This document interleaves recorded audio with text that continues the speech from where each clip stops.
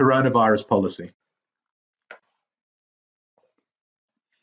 The team at Irwin Mitchell, who are a UK law firm that part of my wider network, have actually crafted one that is pretty fantastic. I put out in the Facebook group, Don't Waste a Good Recession, yesterday. If anybody wants a copy, please let me know. That will be part of the download pack, which is linked for those watching later, linked below. It's going to be linked at the end of this live session.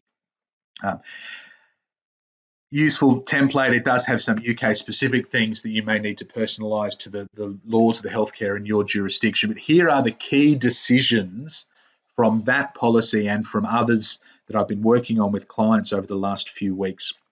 The key decisions you as a business owner need to make about you and about your team. What are you going to do with at-risk groups? If you've got older team members, if you've got team members with asthma who are overweight, have recently been on holidays, are you going to treat them differently at the moment? What's the policy if anybody in the business wakes up or during the workday comes into has some COVID-19 symptoms, the dry cough, the fever, some of these kind of things? What's the process for them self-isolating? Do you want them to exert additional caution? Do you need a doctor's certificate? Are you going to get a doctor's certificate? These kind of things. If someone is diagnosed with COVID-19, one of my clients thankfully has just been released from hospital. Her family's been in quarantine for a couple of weeks. She was young and healthy, doesn't know where she picked it up, thankfully doing fine. The business impacts, as you can imagine, frankly, take a second step to the health impacts, but they're not to be ignored. So what happens if one of your team members is diagnosed? What happens if they're asked to go into self-isolation without a diagnosis? Now, if their partner is exposed, if somebody that they're caring for is in an at-risk group and they isolate, what's your policy around that? And a lot of this links to those leave entitlements. If people have sick leave, if they have annual leave, carers leave, whatever it's called in your jurisdiction, then okay, are you going to force them to take it? Can they take sick leave if they're not sick, if they're just self-isolating, if they're in an at-risk group? Can they take sick leave? Are you expecting them to work from home? If and when sick leave runs out, are you going to continue to offer them paid sick leave over and above their entitlements? Is that going to need to be their holiday or annual leave? Are they going to need to go on unpaid leave? And only you can answer these questions with the commercial reality of your business in mind. Some businesses, while we would love to continue to pay our staff to look after themselves while they're sick or while they're caring for others, we simply cannot afford it. And there's no point keeping your staff paid this month if it puts your business at risk and therefore risks none of them getting paid next month or the month after. Are there any exceptions? What discretion do you have? Do managers in your business have around the policy?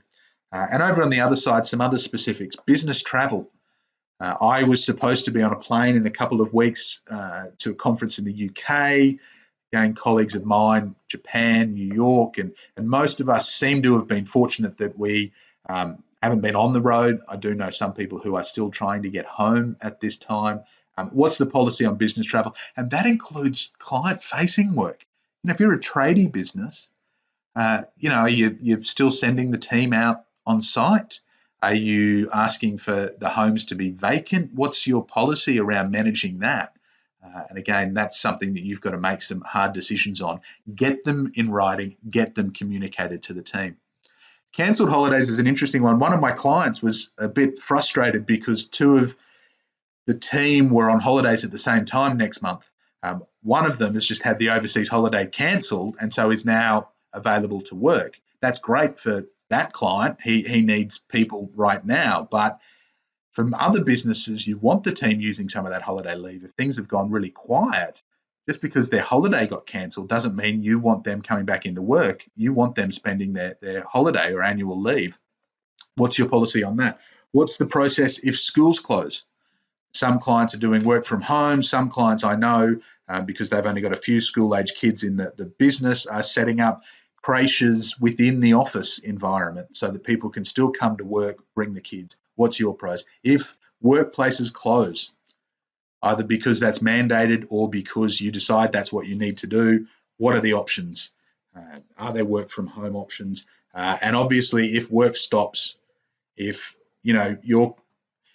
if you run a cinema right now, your work is stopping. If you run a restaurant as of next week, in some parts of the world, it's already happened. Work has absolutely stopped. There's no work from home for a waiter. There's no work from home for a lot of trade businesses, physiotherapists, all of these kind of things. So if your work is forced to shut down, what are the potential consequences? And we're going to talk about how to map through some of those scenarios if you're not sure. Again, the template is there to help. That includes some general good information on COVID-19 to help people feel calm. Get your policy documented, get it shared with the team. And one thing I'm doing with all of my clients is getting it dated. This is the policy as at Friday, the 20th of March, 2020. This could change because, frankly, as we know, the world is changing very, very rapidly.